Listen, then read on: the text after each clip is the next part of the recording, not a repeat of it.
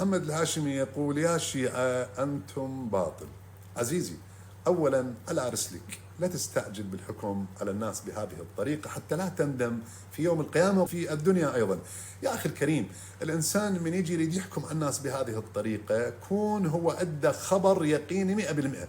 إما مثلا أدى وحي من السماء قال له فلان جماعة باطل، أو أدى فد اتصال بالملائكة أو بالعالم العلوي أو بأي نحو من الأنحاء، كون يقطع يبت 100% أنه باطل. يا الله يجي يقول أنتم باطل حتى باكر ما يسأل عن هذه الكلمة. احنا في حياتنا ما نقول أن فلان فئة فلان طائفة هي باطلة 100% والله العظيم، لا، نقول احنا أدلتنا هي التي أوصلتنا إلى الحق واحنا أدنقنا الحق.